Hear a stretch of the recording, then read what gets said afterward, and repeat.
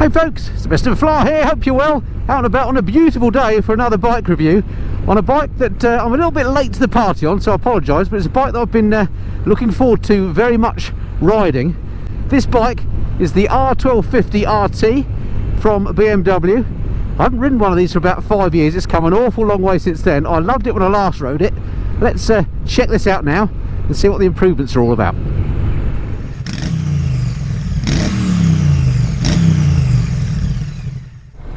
Okay, so this video is very much going to be my first ride review. I've literally just jumped on the bike. I've been on it for about 4 minutes so far. And the first thing that struck me when I jump on is the sort of, as far as your lower half of the body is concerned, the sporty riding position. Your legs are really tucked up on this bike, which I actually quite like.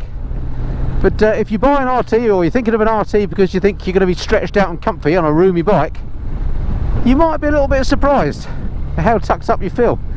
I'm used to riding the BMW R1250 GS, that's what I own, and that one is much straighter in the leg. It feels a much bigger bike. I also ride the Honda Goldwing, which is probably maybe even a competitor to this bike, and that feels much more roomy as well. That's not to say it's uncomfortable in any way. I'm just saying it doesn't feel as roomy as it looks.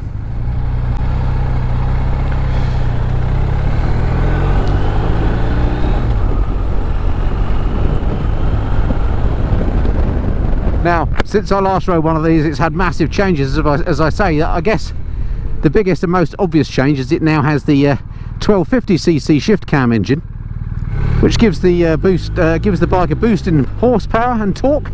I'll go through the detailed specs when we do the walk around a little bit later.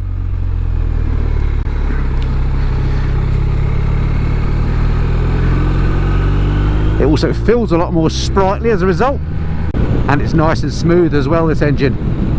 A really lovely unit. Okay, I'm just going to stick the screen up to its maximum extent because I was in a bit of wind blast there. There we go.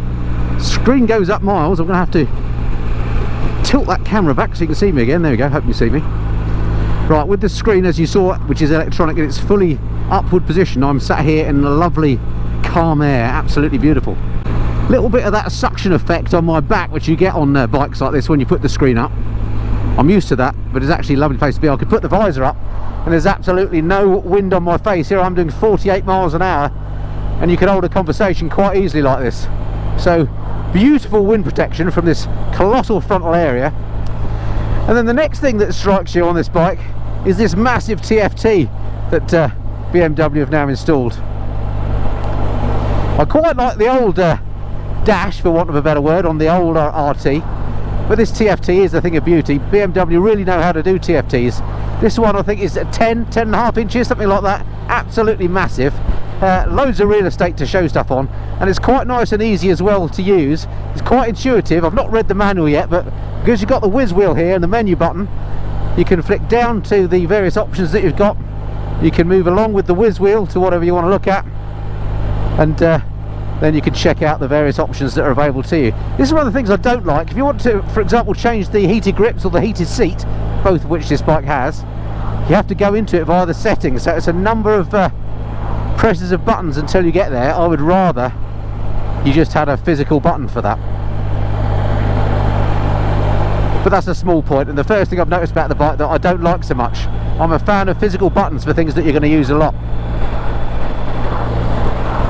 So we talked a bit about the riding position. Your legs are tucked up, but you are sat upright, nice and comfortable. Handlebars feel about the same width as the GS, quite wide. No sensation of weight once you're moving on the bike. It is a heavy bike at something like 267 kilograms. As I say, I'll go through all the spec when we do the walk around shortly. Hello, another bike of a similar type. Hello sir, that was the K1600. Appropriate enough, not a nodder. I don't know if that's comes as standard with BMW touring bikes that you don't nod at others, but there we go. So yeah, I find the riding position very comfortable. Seats huge, nice and comfy.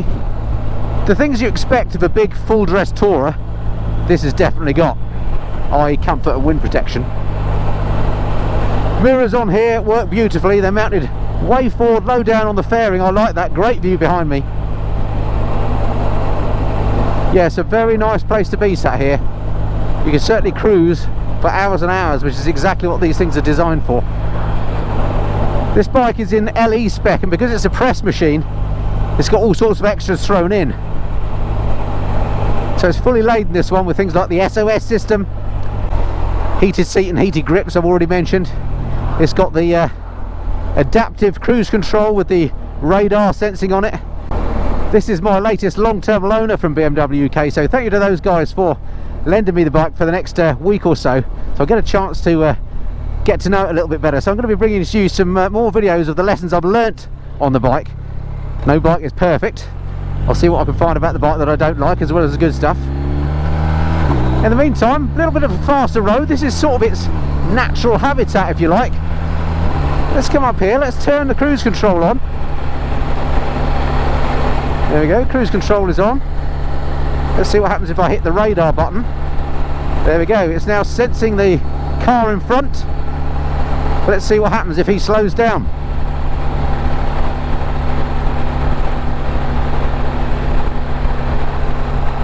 In fact, he is slowing down slightly. You can see the bike's gone down now. We were, cruise control was set to 73. We're now going to 68, look, as the car in front slows down. That is absolute witchcraft. Now, if you're doing a long tour on motorways, maybe on the continent in France or something, that is going to take, well, not a stress out of riding, but it's going to make, again, for a much more comfortable ride. Once again, look, the bike now has gone up in speed to 73, just as we're matching the speed of the car in front. I like that a lot, really nice. Aha, first van of the day, splendid. So initial impressions of that adaptive cruise control, very good, like that. I'm not sure I want to shell out for it as an option on its own, but if you get a bike with it fitted, then that's great. One of the things I'm not so keen about on the bike, I've already mentioned that the TFT is splendid on this, which it absolutely is. But one of the things that I'm surprised BMW don't do is build in an integrated sat-nav into the bike. Now you've got all that real estate, you could easily do that. You can get navigation on it, but it relies on you using your phone and a BMW app. And connecting your phone up to bikes and using apps and all that sort of thing. I know it's, you know, maybe I'm just a dinosaur and stuff, but it's just a bit of a faff. In my experience, it rarely works. And it's just something I could do without. I'd rather it had a native sat-nav built in. I hope in the next iteration of a bike with this big sat-nav they do that. If I get a chance, I will download the app and I will have a go of it. I might eat my words if it's really easy to use or something.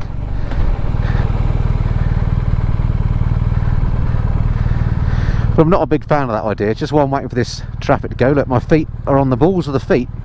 And get my feet down fine on this bike, nice and low seat height. Coming through now, folks.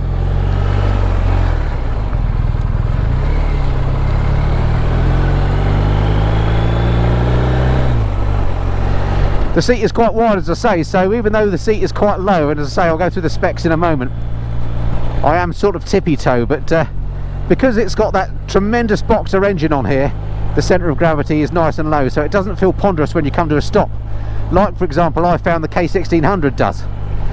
So if you're not a particularly big person, like myself, I'm only 5'8", then this bike, when you're on it, feels easy to handle. Right, I really want to overtake this car. Absolutely laden with electronics, this, as I say. It's got everything thrown at it because it's the press bike. It's got the gear shift assist pro, all the riding modes. So if you're a fan of electronics, you can knock yourself bandy on this bike. The suspension feels absolutely beautiful on here. Of course, it's got what I call BMW's funny suspension, so the telelever and power lever front and back end, in effect, wishbone suspension, as opposed to telescopic forks like most motorcycles have, particularly on the front. And what that does is it means there's no dive on the front when you brake hard on the bike, and I love that about it. Talking of the brakes, there's nothing behind me. Let's just try the front brakes. Oh wow, yeah, front brakes are amazing on this. Let's just try the rear. Oh well, the rear is very good as well. I have a feeling that when you apply the rear you get a little bit of front, and when you apply the front you get a little bit of back. I'm not sure about that, but I think that may be the case. That explains why the rear is so good. Excellent brakes on here. That suspension, of course, you can adjust. It's the electronic suspension on here. That means you can stiffen it up or make it softer according to your want. And in fact, in the case of this bike, I think it automatically detects how you're riding and does that for you, unlike my older GS where you actually set whether you want hard or soft suspension. This boxer engine makes a lot of sense on the touring bike. Number one, because of that low centre of gravity that makes it easier to handle, but also just because you've got grunt everywhere on it. It's got so much torque on this engine. Some people don't like the boxer because it looks a bit funny, the way the cylinders poke out. Well, I get that, I'm not a big fan of the looks of the engine, but my goodness me, as a tractable workhorse it really does work well. When I get a chance I'm going to have to overtake this car because he is slowing my progress a bit. I'll tell you what, while I'm waiting to overtake, let's use the magic of YouTube. Let's whip away somewhere else. I'll show you around the bike, talk you through the spec in the usual way. Okay, let's take a look at this bike then, walk around it and talk you through the spec in the usual way. Okie dokie then, let's start off then with this engine. It's a 1254cc boxer twin, now with a shift cam. You can tell that because it says shift cam on it, so it's exactly the same as in the current GS, for example. In fact, a lot about this bike is very similar to the GS. The frame looks similar to me, and obviously the engine of course does, and the way that the layout works with the wheels and the funny BMW suspension, etc. Mainly it's fairing differences and things like where they've got this plastic covering on here, which is different to me, but anyway, there we go. So that's the engine. Puts out 136 HP at 7,750 RPM, 143 newton meters of torque at 6,250. But what I like about it is it's basically got grunt everywhere, which is perfect for a bike like this. Really good if you're carrying a pillion and lots of luggage. Whilst we're talking about the front end, let's go and have a look at the brakes on here, because I see that this has now got the BMW branded calipers. They used to come with Brembo brakes, then they went to these ones, which I think are made by Hayes, I'm not sure. But anyway, they look nice in the gold, but they work absolutely brilliantly. On here, 320mm discs, 4-pot calipers. On the back, it's a single 276mm, and you can see it's got the single-sided swing arm, but you can't really see it there under the pannier and the chromed exhaust. But the wheels, again, are exactly the same as those on the GS. While we're talking about the panniers, actually, quite important if you're interested in touring, so let's have a look at those. One of the things I don't like about them is the fact that you have to lock them separately. They're not part of the keyless ignition like they are on some other bikes, which is a bit of a shame. So to get into them, you have to actually press the button, lift this flap, and then you can open them up.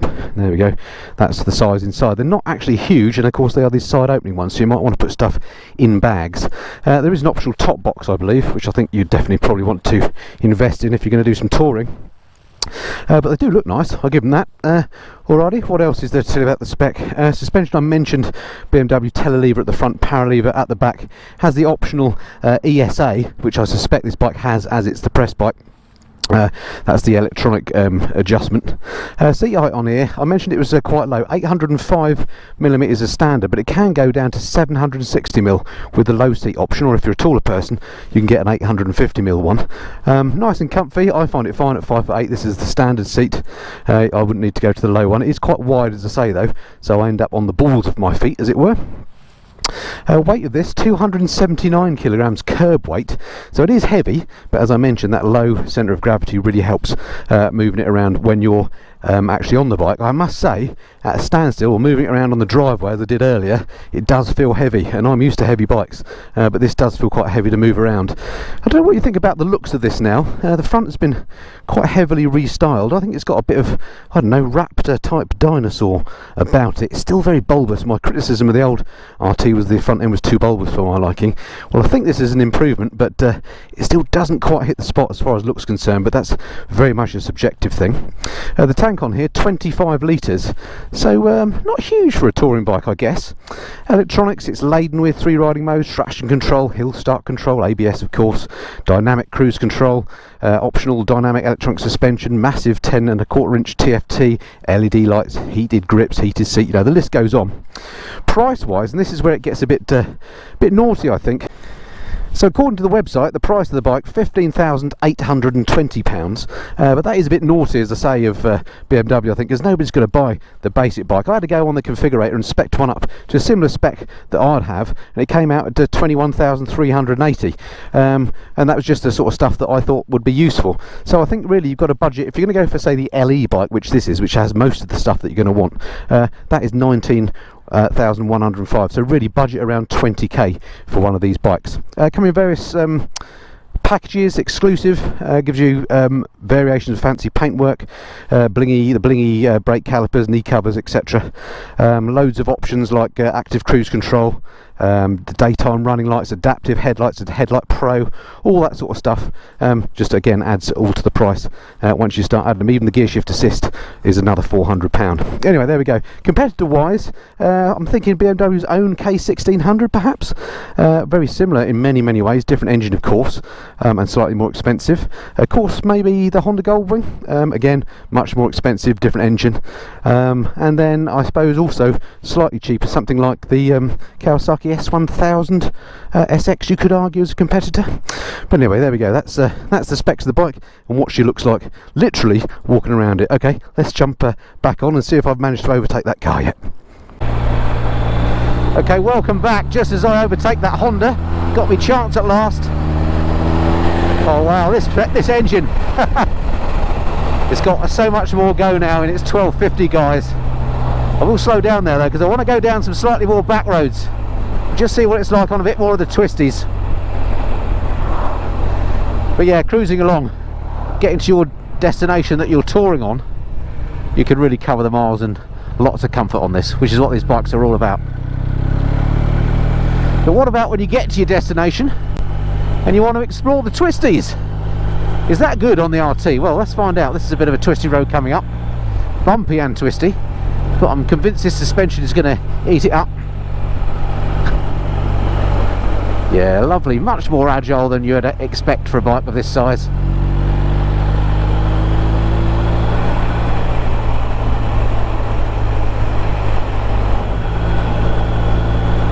A little bit damp on the roads around here, obviously been a little bit of recent rain, must have been a passing shower because it was dry when I started.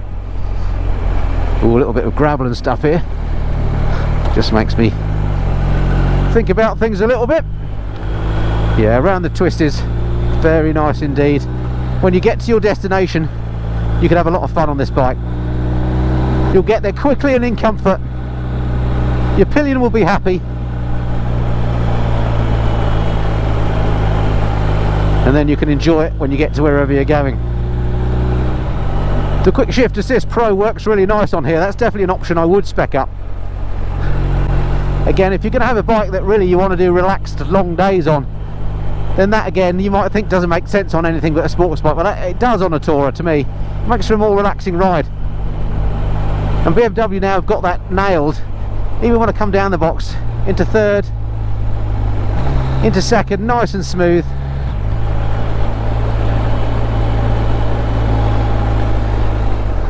If you do need to use the clutch, nice and light as well. Controls on the bike, classic BMW. You've seen these before, whether it's been on an S1000 RR or on the GS. They all have the same sort of buttonage, what I call the PCB type stuff. You can't really feel when you've pressed it. I'm not a massive fan of that, and I suspect too it's not lit on the RT. Hopefully I might get a chance to try that out. So you've got to kind of learn what the buttons do. Having criticised the buttons a little bit because they can get a bit sticky with age, I know through experience. They get big brownie points when it comes to BMW's whiz wheel here on the left. This is such a great way to make selections of things. I love the whiz wheel. Again, like the TFT, which BMW make the best, no doubt. They make the best controls as well when you've got lots of complicated things to do on a bike.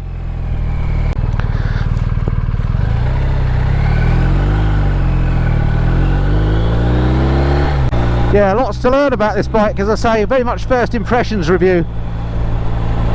But my first impressions, yeah, very favourable. It's not lost any of its old charm. When I first rode this back in 2017, I think it was, on a much less sophisticated bike, I absolutely loved that bike. And I wondered why I bought a GS instead of it. Well, if you're never going to go off-road, it does make sense to consider the RT, it has to be said, over the GS.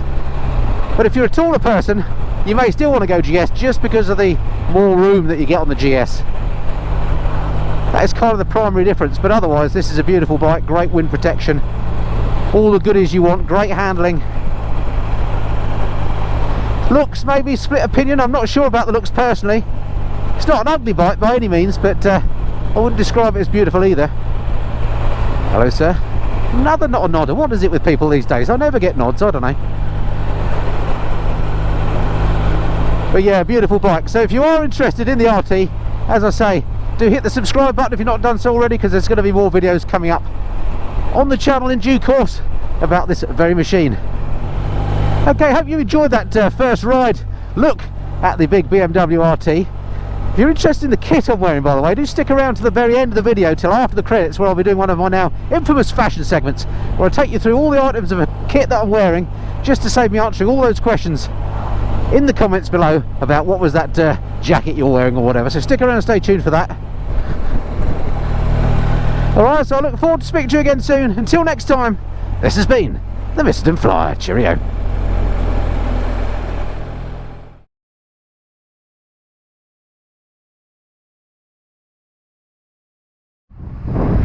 Aha! Well, thank you for sticking around to the bitter end of the video once again for my now infamous fashion segment, where I take you through the various bits of kit that I'll be wearing during this video, so that I don't have to explain it all in the comments below and repeat myself several times. So if you're interested in what I was wearing, stick around to this bit. Right, I've made notes about cost and stuff. Let's start with my earplugs. These are from Custom Fit Guards, one of the sponsors of the channel. These are called their CF Moto earplugs. If I get them out, they're a great fit, because of course they are custom fit.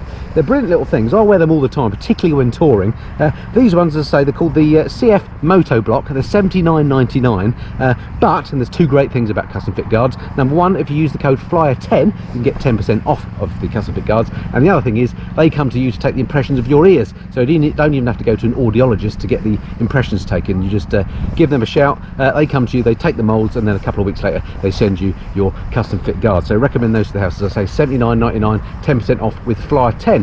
Alright, next up, my crash helmet, which is my trusty HJC Rafa 11. This is one in nacre carbon. I've actually got two of these helmets. I love them. I just find them a really comfortable fit, and I think they, number one, look good, and also they're great value as well. They feel like a premium helmet. I also wear Shoei and Arrow helmets, so these are my third choice of helmets. I use this one a lot for vlogging, obviously. This particular one, as I say, it's the Rafa 11 in nacre carbon, and this will cost you £499.99, so quite an expensive helmet, but it is a premium bit of kit, and I just love it. I wear it a lot, as you would have seen on some of my other videos. There is a link below to this helmet where you can buy it if you're interested in one, and full disclosure, the links below, some of them at least, are to Sports Bike Shop, and those are what are called affiliate links. So if you click on those links and you then subsequently buy something, I actually get a little bit of a pushback or a kickback to the channel as well, so you're helping out the channel at no extra cost to you. And I have to say, Sports Bike Shop, their service, their delivery, their returns policy, it all works really, really well.